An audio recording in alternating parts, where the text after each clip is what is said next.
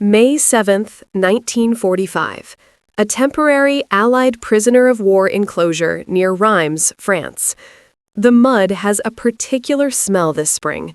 It's a compound of churned earth, damp canvas, wood smoke, and the ever-present, cloying scent of unwashed bodies. For Hannah Vogel, a former 20-year-old Luftwaffenhelferin, it is the smell of waiting. Her world, once defined by the sharp crack of an 88mm anti-aircraft gun and the drone of approaching bombers, has shrunk to the perimeter of this fenced-in field. For 6 weeks, the war has been a distant rumble, a fading percussion on the eastern horizon. But for the last 48 hours, there has been a new sound: silence. A profound, unnatural quiet that settles in the bones and makes the heart beat faster. It is a silence more unnerving than the thunder of artillery. Hannah pulls her threadbare blanket tighter, her gaze fixed on the American guards patrolling the wire. Their posture has changed. The tense vigilance of combat troops has been replaced by a loose-limbed boredom, the posture of men whose war is already won. They chew gum. They lean on their M1 rifles as if they were fence posts. They don't look at the prisoners with the same hard-edged suspicion anymore. They look through them. Inside Barrack C, a long, hastily constructed wooden hut, the air is thick with rumor. Elsbeth, a Red Cross nurse in her late 30s, with lines of exhaustion carved permanently around her eyes, is methodically cleaning a small cut on a young woman's hand. "It's a truth," the girl, Clara, whispers, wincing.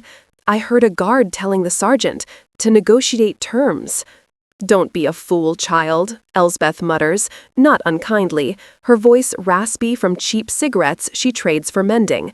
"There is nothing left to negotiate. Look at their faces. They are not negotiating. They are waiting for the ink to dry." A few bunks down, Gisela, her blonde hair still meticulously braided, scoffs. She was a unit leader in the Bund Deutsche Mädel, the League of German Girls, and her faith remains a suit of honor, though visibly dented. "The Führer would never surrender," she insists, her voice a little too loud, a little too brittle. "New weapons are coming. The Americans and British will realize their true enemy is in the East. They will join us. This is a temporary setback." No one argues. Arguing with Gisela is like arguing with a prayer book. Hannah watches the exchange, her own thoughts a turbulent sea. She doesn't believe in wonder weapons. She saw the columns of P-47 Thunderbolts and Spitfires that owned the sky. She saw the endless lines of Sherman tanks and GMC trucks that choked the roads. She saw the faces of the 16-year-old boys and 60-year-old men of the Volkssturm being pushed into the line before her unit was overrun near Remagen. The Reich was a hollowed-out corpse, animated only by inertia and fear. Her mind isn't on the grand strategy of the war. It's on a small apartment in Dresden, her mother, her 12-year-old brother Stefan. The last letter, dated January, had spoken of dwindling rations and the constant drone of air raid sirens. Then, in mid-February, a new wave of prisoners had brought whispers of a firestorm, of a city turned to ash. Hannah pushes the thoughts away. She has to. To dwell on them is to fall into a black pit from which there is no escape. Survival, here, is a minute-by-minute battle against memory and imagination. Suddenly, a sharp whistle cuts through the damp air. It's followed by a metallic screech as a guard uses his bayonet to rap against a steel pole in the center of the compound. Shouts echo from hut to hut. "Aufstellung! Raus! Everybody out! Assembly now!" The words in broken German and loud English are an electric shock. This is not the usual morning roll call. This is different. Hannah shoves her feet into her worn boots, a knot of ice forming in her stomach. The women pour out of the barracks, their movements sluggish, their faces etched with a mixture of dread and desperate curiosity. They shuffle into ragged lines in the main compound, the mud sucking at their feet. Hundreds of them. Secretaries, telephone operators, anti-aircraft auxiliaries, nurses, a cross-section of the women who had oiled the gears of the German war machine. An American officer, a captain with weary eyes and a clean uniform, climbs onto the bed of a Dodge truck. Beside him stands a thin, nervous-looking soldier holding a stack of papers, a translator. The captain waits, his gaze sweeping over the sea of anxious faces. The silence returns, heavier now, pregnant with meaning. Every woman in that field, from the most ardent believer to the most cynical survivor, feels it. This is the moment the waiting ends. This is the moment the world they knew either stands or shatters. Hannah holds her breath, her eyes locked on the American officer, feeling the weight of 1,000 days of war about to crash down upon them all. The American captain, whose name they would later learn was Miller, lets the silence stretch. He understands the power of the moment. He isn't looking at them with hatred or even triumph. His expression is one of profound, soul-deep exhaustion. The look of a man who has seen too much and now has one final, grim duty to perform. He clears his throat, and the sound seems impossibly loud in the still air. He speaks, his voice clear and steady, a Midwest cadence that is utterly alien to their ears. His words are short, declarative sentences, and after each one, he pauses. The translator, a young private who looks barely old enough to shave, steps forward. His German is stiff, academic, but his voice trembles slightly. Achtung, he begins, his Adam's apple bobbing. The following announcement is from the supreme headquarters of the Allied Expeditionary Force. A collective intake of breath ripples through the assembled women. This is it, the official word. Hannah feels the woman next to her, a quiet typist named Ingrid, begin to tremble. Captain Miller speaks again. The translator follows, his voice gaining a strange disembodied quality, as if the words are not his own. As of 02:41 hours on the morning of May 7th at Reims, France, he hesitates, swallowing hard. General Oberst Alfred Jodl, on behalf of the German High Command, has signed the act of unconditional military surrender of all German forces. The words hang in the air, seemingly solid things. Unconditional surrender. Gross Admiral Dönitz, Hitler's named successor, had authorized it. The translator continues, his voice cracking, relaying the final devastating details. All hostilities would cease on all fronts at 23:01 Central European Time, May 8, 1945. The war in Europe is over. For a long moment, there is no reaction. It is as if the announcement was made in a language no one understands. The concepts are too vast. The war is over. What does that even mean? The war has been everything. It has been the sky, the ground, the food they ate, the thoughts they thought. It has been the reason for their birth and the likely cause of their death. To have it simply end? Then, the single, monolithic silence shatters into 1,000 individual pieces. A low moan escapes someone in the front row. Clara, the young woman Elsbeth had tended to, covers her face with her hands, her shoulders shaking with silent sobs. But are they tears of relief or grief? It's impossible to tell. Perhaps they are both. To Hannah's right, Gisela stands rigid, her face a mask of white fury and disbelief. Lies, she hisses, the word a venomous dart. Propaganda, a trick to break our spirit. We have not been defeated. We have been betrayed. Her voice rises, teetering on the edge of a scream, but it is swallowed by the growing murmur of the crowd. Hannah feels a strange cold lightness spread through her chest. It isn't joy. It isn't the euphoria of liberation she might have dreamed of during a night spent huddled in a trench, the earth shaking from bombs. That feeling seems a childish fantasy now. This feeling is something else entirely. It is the dizzying sensation of a prisoner who has been chained to a post for years, and the chain has just been cut. She is free, but she has forgotten how to stand on her own. The war is over. This means she will not be killed by a stray shell. She will not starve in this camp. She will, eventually, be released. The prospect of life, a real future, opens before her like a blinding white light. But an instant later, a crushing darkness follows. The war is over because Germany has been utterly, comprehensively, and humiliatingly defeated. The world she was raised in, the ideology of national pride, of sacrifice, of a 1,000-year destiny, has been ground into the mud of this French field. The cities are rubble. The armies are gone. The Führer, they heard from a guard last week, was dead in Berlin. Everything they had been told was important, everything for which millions had died, was a lie, a catastrophic failure. Hannah's mind doesn't process this in grand historical terms. It is personal, immediate, and terrifying. The war is over, and her family is in Dresden. The Iron Curtain of the front line has vanished, but what lies behind it? Are they alive? Do they have a home? What is happening in the East, where the tales of the advancing Red Army are the stuff of nightmares? The relief of her own survival is instantly poisoned by the acid of uncertainty for them. Freedom feels less like a gift and more like a sentence to walk out of this cage and into the ruins of her own country, a stranger in a land she no longer recognizes, to search for ghosts. A sharp, ragged sob finally breaks through the crowd's stunned paralysis. It comes from a woman near the back, a raw, animal sound of pure, undiluted anguish.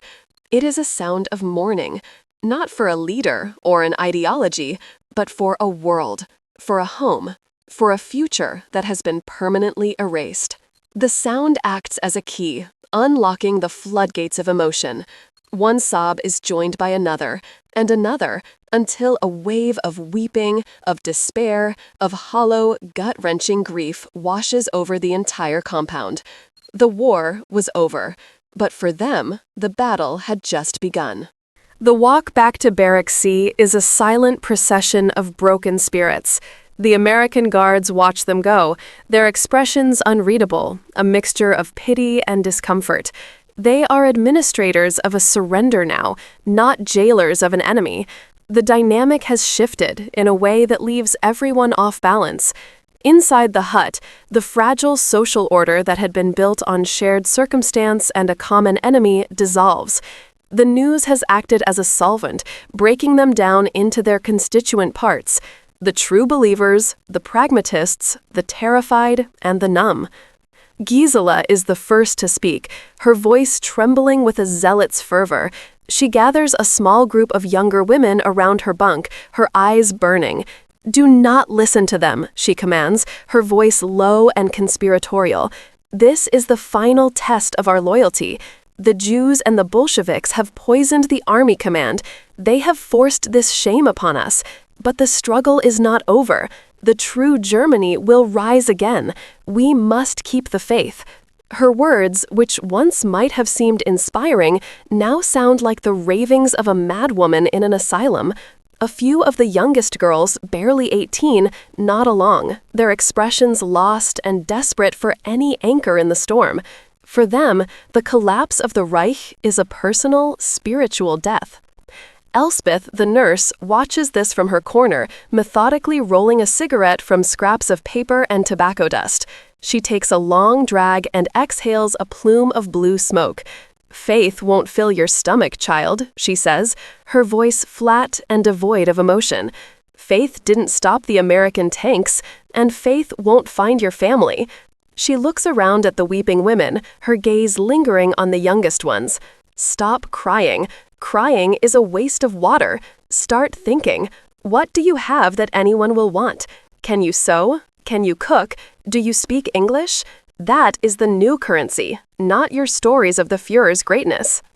Her words are brutal, a bucket of ice water on the raw nerves of the room, but they cut through the hysteria. She is speaking the language of survival, a language everyone now needs to learn. Hannah sits on the edge of her lumpy straw mattress, feeling disconnected from both factions. Gisela's fanaticism is alien to her.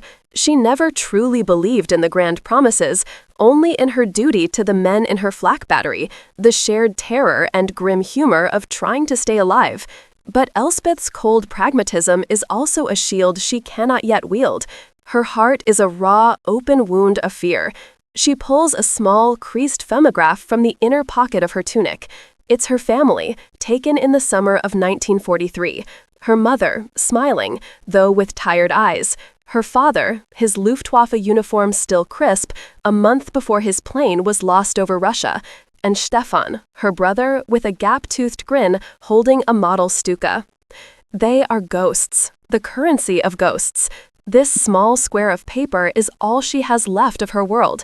The surrender means she might one day be able to look for them, but it also confirms that the world in this photograph is gone forever.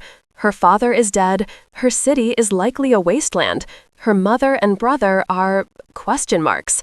Colossal, terrifying question marks. The weight of not knowing is a physical pressure, making it hard to breathe.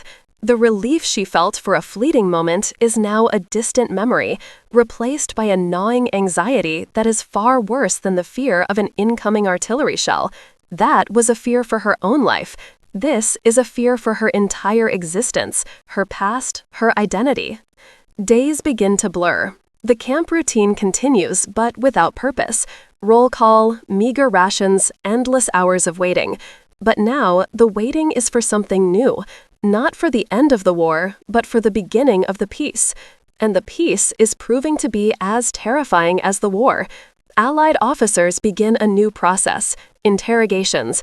They are seated at small wooden tables in a makeshift administrative tent, calling women in one by one. They are sorting, that much is clear. They are separating the nurses and clerks from the more dedicated party members, the SS auxiliaries from the conscripted helpers. A new fear ripples through the barracks. Will they be classified as war criminals? What will happen to women like Gisela? What will happen to any of them? They are citizens of a pariah nation, the instigators of the most destructive war in human history. The non-fraternization policy is strictly enforced. The guards no longer trade small talk or cigarettes. They are impassive, official. The German women are no longer enemies, but they are not yet people. They are a problem to be processed, a logistical nightmare of registration, delousing, and eventual repatriation to a country that barely exists. One evening, as the sun sets, casting long shadows across the muddy compound, Hannah watches Clara, the quiet typist, meticulously stitching a patch on her worn trousers. Her movements are small, precise, and utterly focused. "What will you do?" Hannah asks quietly, her voice barely a whisper. Clara doesn't look up from her work. "My home is in Pomerania," she says, her voice soft and thin. She finally lifts her head, and her eyes are ancient, filled with a sorrow so deep it seems bottomless.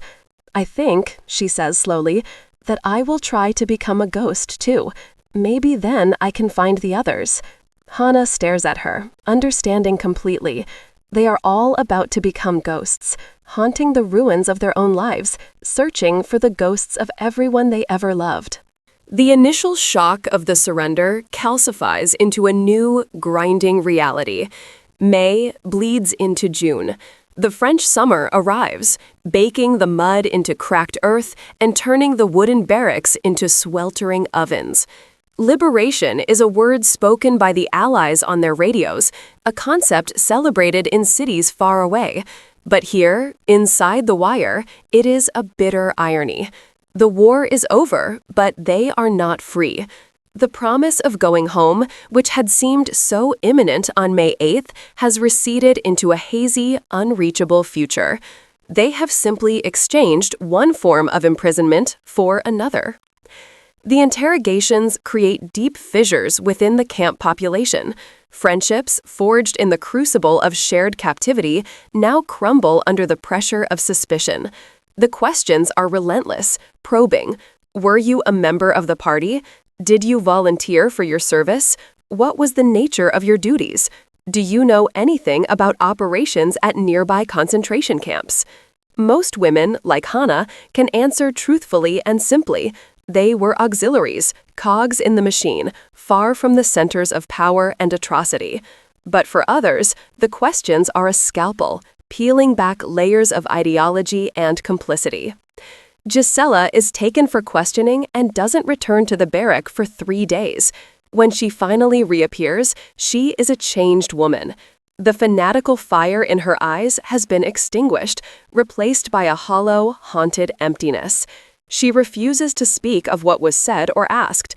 She simply sits on her bunk, staring at the wooden wall, her perfect braids slowly beginning to unravel. The bedrock of her entire identity has been pulverized, and she is in freefall. She is no longer a true believer. She is simply a citizen of a defeated nation, stripped of her purpose and burdened by a terrible shame she is only just beginning to comprehend. News from the outside world trickles in, carried by new batches of prisoners or the occasional German-speaking guard willing to break the non-fraternization rule for a moment of shared humanity. The news is an unrelenting tide of horror. Photographs from new liberated camps like Bergen-Belsen and Dachau are being published. The guards talk about them in hushed, angry tones. The women in the camp are confronted with the true, monstrous nature of the regime they served, willingly or not. For many, denial is the only defense. It's Allied propaganda, they whisper, the words lacking conviction. But the stories are too consistent, the evidence too overwhelming. A collective guilt begins to settle over the compound, a heavy, suffocating blanket. Worse yet are the tales from the East. Germany has been vivisected, carved into 4 occupation zones. Berlin is a divided ruin.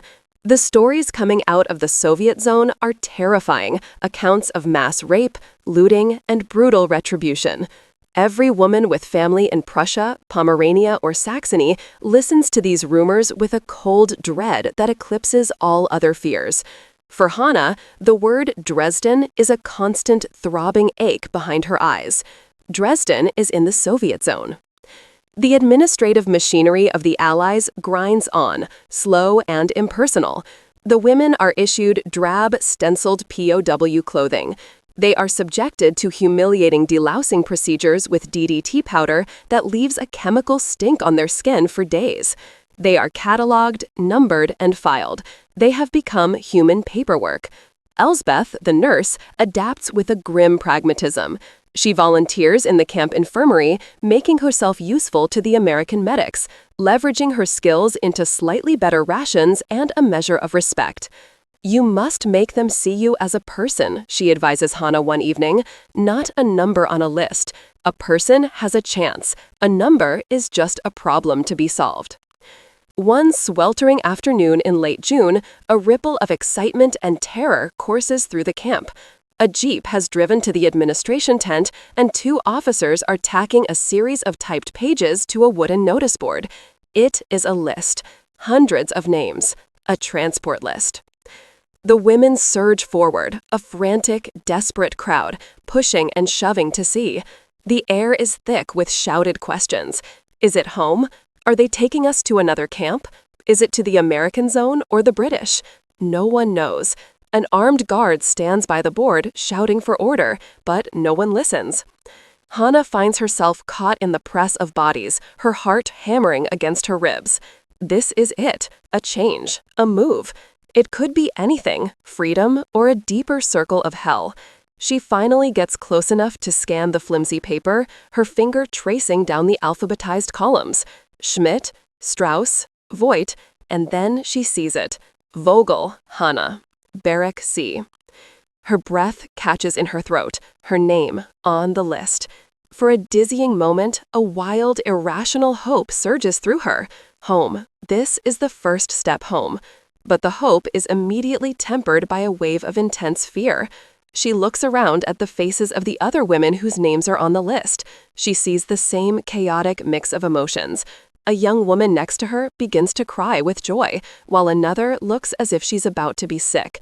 They are being moved, but to where? And to what? The barbed wire fence has defined their existence for months. Now the gate is about to open, but no one has any idea what lies on the other side. The morning of the transport is gray and overcast.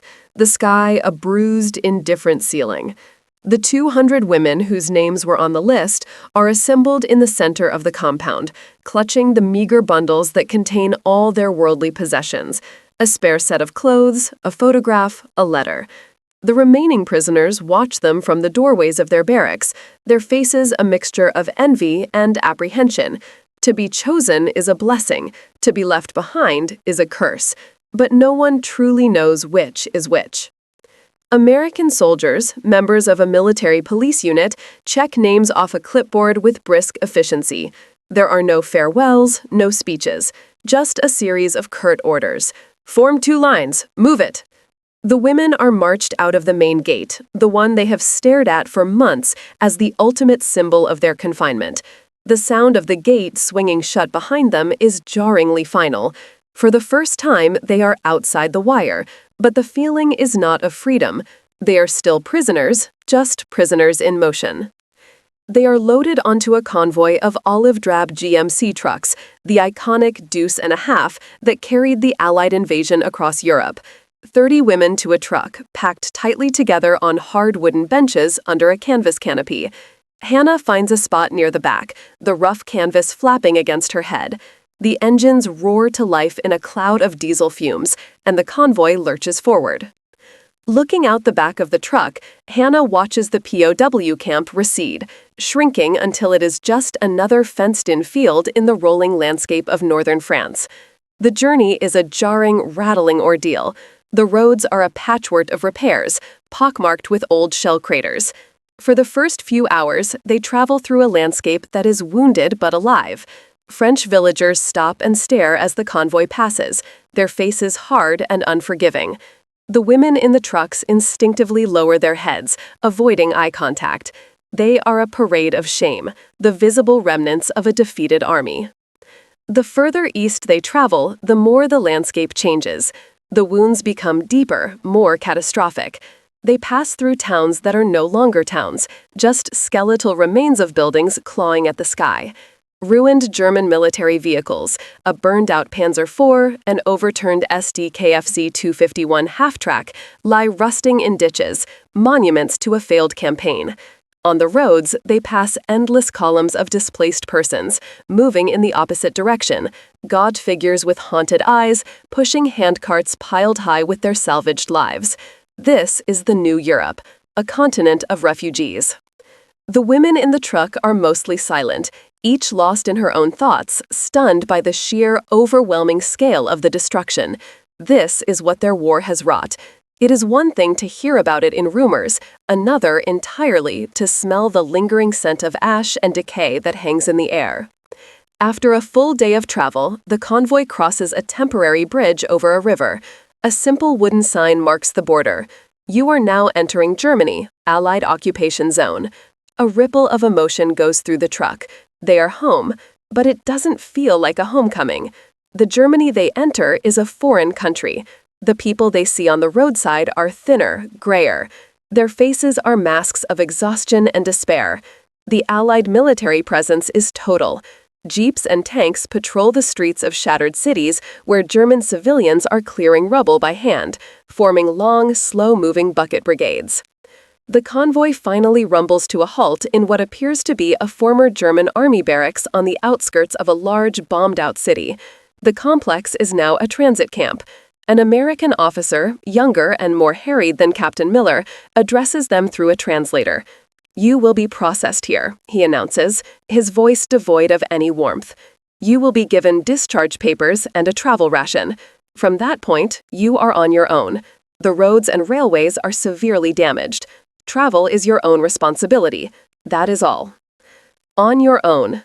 The words echo in the vast, empty space of the parade ground. Hannah stands with her small bundle, her discharge paper, a flimsy piece of paper that declares her a non-threat, clutched in her hand. The gate of this new camp stands open. There are no guards stopping them. After months of dreaming of this moment, it is utterly terrifying. The war is over. Her imprisonment is over. She is free. But free to do what? Free to go where? She looks out past the gate, at a road that disappears into a landscape of ruins under a darkening sky. Somewhere, many miles to the east, in the Soviet zone, lies the ghost of a city called Dresden. Somewhere within it, perhaps, are the ghosts of her family. The immense relief of surviving the war has evaporated completely, replaced by the cold, stark reality of the peace. The fight for Germany was over. The fight for her life, for a future, for a reason to keep breathing, had just begun.